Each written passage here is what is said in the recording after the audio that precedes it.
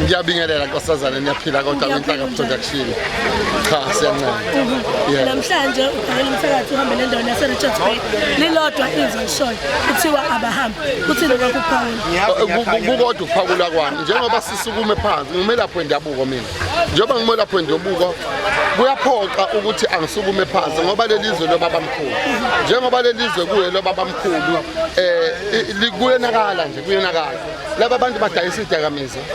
Laba bantu banezinto abazenzayo by human trafficking. Laba bantu bayabulala. Laba bantu mangabe bulele babulala ngisho amaphoyisa uqobo. Bayabulala iphoyisa babulala amaphoyisa eGoli. Namhlanje akazatholakala. Ukube kwakuyimina ngoba mina ngine ID, ngine fingerprint ngabe sengatholakala. So ke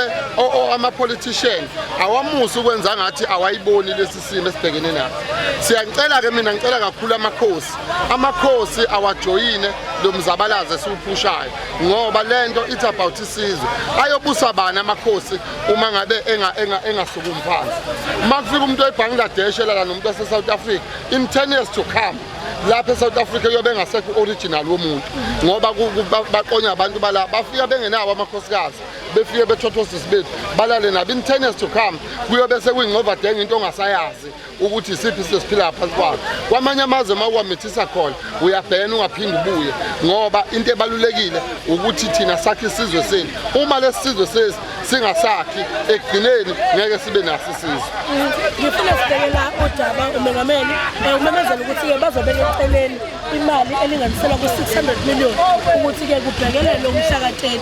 ukuthi ke abekho abantu abalimaza amali baphinde baveza imithetho la ukuthi thina njengozulu siyakholela ukuthi insizwa ayihambi ivathazela insizwa iphatha induku insizwa iphatha ihawu uhulumeni usha umthetho ukuthi ngomhla ka30 umuntu oyobe phethe induku umuntu oyobe phethe ihawu uyobe phula umthetho ngabe kusho ukuthini luwena lento hayi amakhosi asiyekelelayo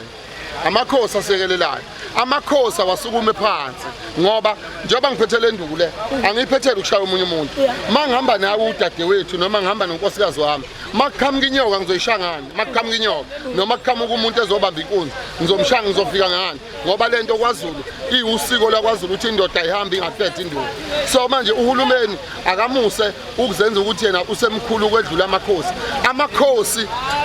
awaqine angenzi lento ayenzayo ngoba amakhosi iwona asiyekelelayo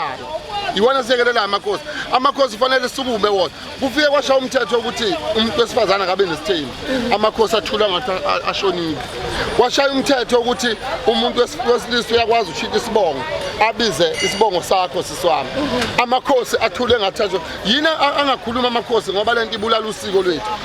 lwethu luthi awukwazi ukuthi wena uyindoda ushita isibongo ubize isibongo somuntu wesifazana usiko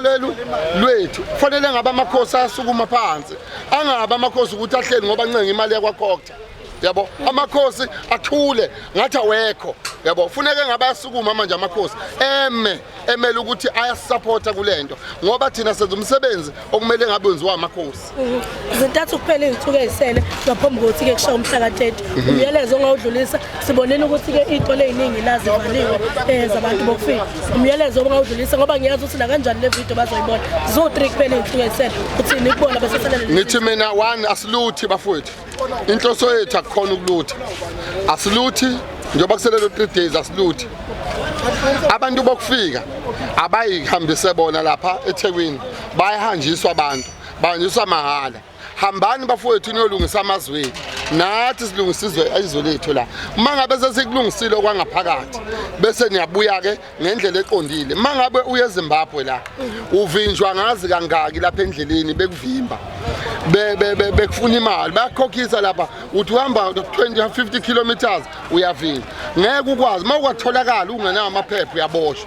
lapha eSouth Africa labantu already bawuphulile umthetho bangena eSouth Africa ngongemthetho so manje akunafuneka kube ngathi manje siyayinegotiate lento